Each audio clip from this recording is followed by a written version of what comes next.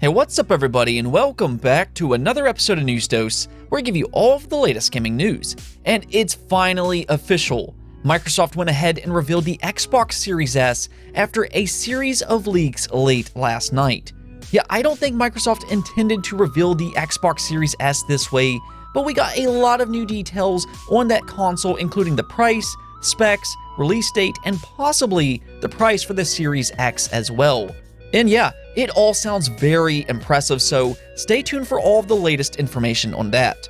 Also, Nintendo announced a big holiday game today that I think Switch owners will be really pleased about, so stay tuned for that as well. Before we get into all that though, first let's go over some of the quick news, starting off with the PlayStation 5 exclusive, Returnal. So Returnal was announced back in June at the PlayStation 5 event, but outside of knowing it's a third-person shooter developed by Housemarque, there has been very little detail surrounding this game. Really, this has just been a trend for next generation so far, as we're only 2 months away from these consoles hitting the market, but with very little detail or even release dates for upcoming games. Well, now we do have some new information for Returnal, but you shouldn't expect this to be a launch title for the PlayStation 5, as it looks to be a 2021 release.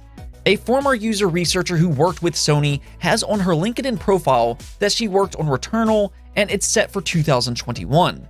Now, do keep in mind that this is not an official announcement or anything like that, but I don't really think this is too surprising. I kind of figured it wasn't going to be a launch release anyways, so you should probably expect this one to come out sometime next year. The thing is, Housemarque is a talented developer, but this will be their biggest project yet, so I'll be interested to see how this one turns out. And speaking of next generation games, Dirt 5 got delayed once again to November 6, but this time to take advantage of the next generation console releases. This is a cross-generation title after all, and will have the option to run up to 120 frames per second on both the Xbox Series X as well as the PlayStation 5.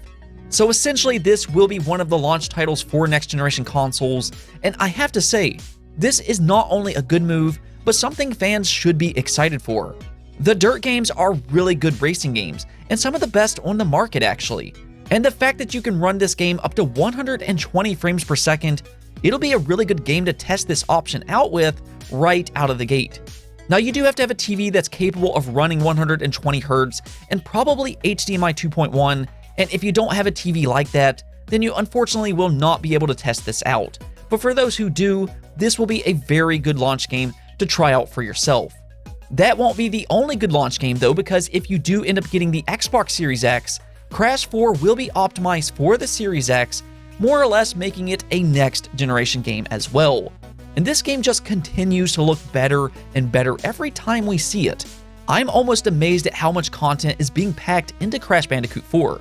I mean, it pretty much has the same amount of levels as the entire original trilogy, and not only do you get to play as Crash Bandicoot himself, but you can also play as Coco, Cortex, Dingo Dow, and now also Tawna, Crash's love interest from the first game.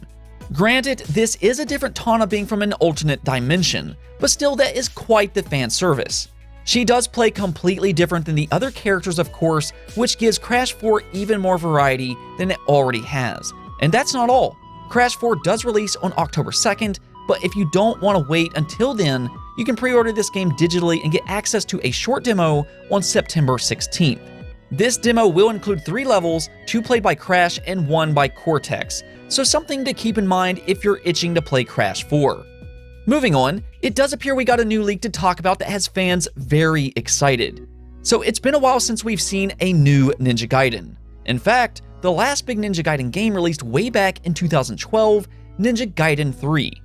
Well, the good news here is that it looks like a Ninja Gaiden trilogy is being planned for the PlayStation 4 and the Nintendo Switch.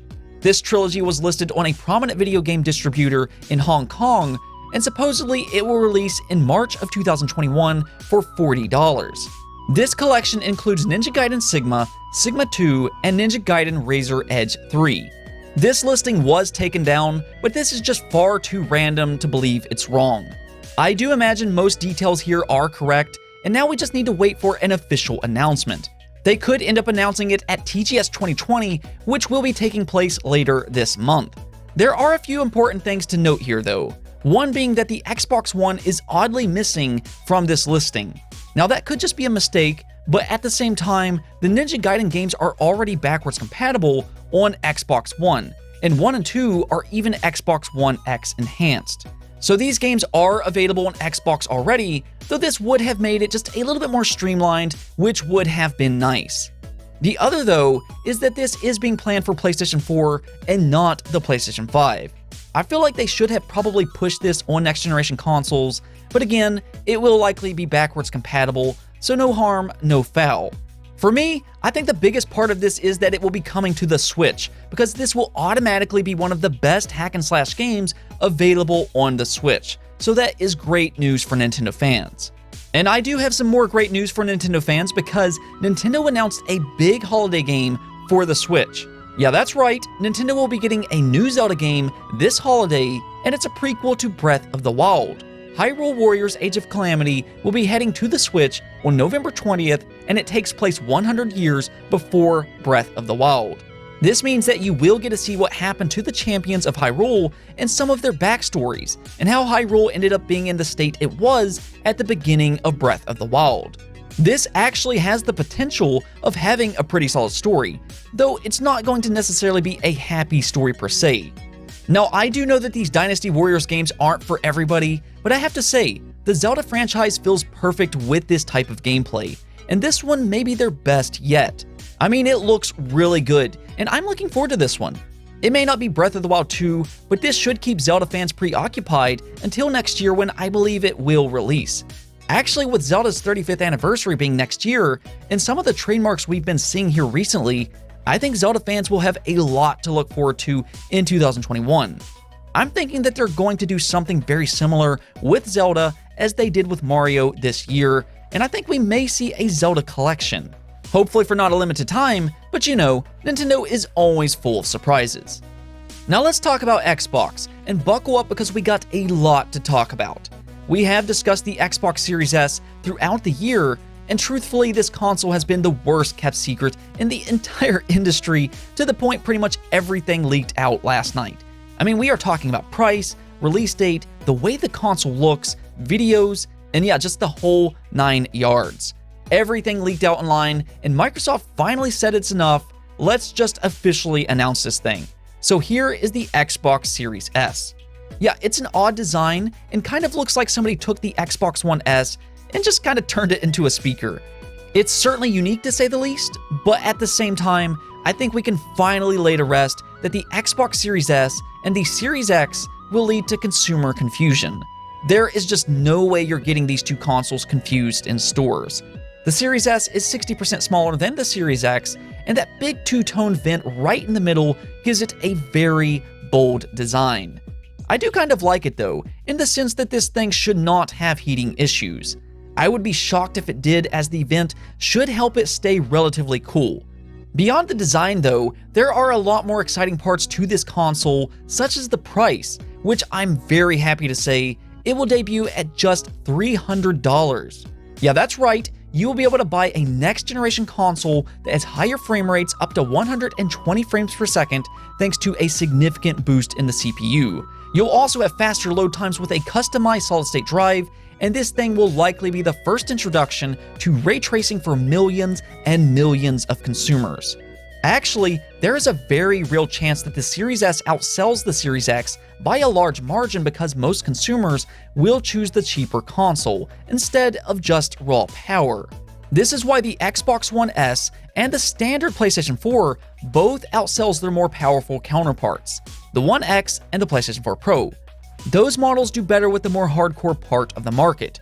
This is an insane deal though. The Series S is significantly more powerful than the current Xbox One X at, again, just $300. It'll be full RDNA 2, you'll be able to play games up to 1440p at 120 frames per second, and it will also do 4K game upscaling. I was not expecting that. It does go beyond 1080p gaming, and I like that it can upscale to 4K, which is something that the PlayStation 4 Pro has done a lot with their checkerboarding method. Now with that said, to get this price point, they did have to make sacrifices. This will be an all-digital console. I don't think that should be too big of a problem for most people though, as digital game sales continues to increase. And in fact, Capcom just reported in their most recent financial report that 80% of the games that they sold was digital.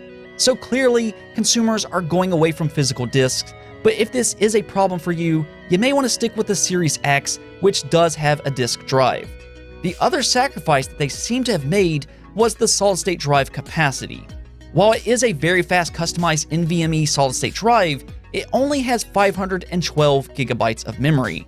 This will likely fill up relatively quick, but again, you're getting a next-generation console for just $300 day one.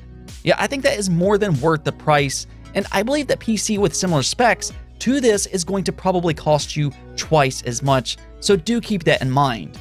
But yeah, this is all very impressive, and Phil Spencer wasn't joking about going into next generation with both a price advantage as well as a power advantage. The Series X will be the most powerful console on the market, and the Series S will be the most affordable. And actually, Windows Central is claiming that the planned price for the Xbox Series X is $500. That would be a fantastic price, but that is not confirmed just yet, and things could change depending on what Sony announces the PlayStation 5 price to be, which will be very interesting to see. This announcement certainly puts a lot of pressure on Sony to get the price right. I'm thinking that the PlayStation 5 cannot go higher than $500, and with the digital version, they may need to try to place that $100 lower. I don't know if they can do that because a disk drive is not all that expensive, and if it is $100 lower, they are surely selling that console for a loss. Granted, they may be willing to do that because digital games will make them more money in the long run, so we will see what happens there with that. Those rumors of it being $600 and $500 though, let's hope those don't turn out true because that will not be a good price point compared to Xbox. That just would not go over well at all if Sony actually does that. And oh yeah, before I go, Xbox Series will release on November 10th.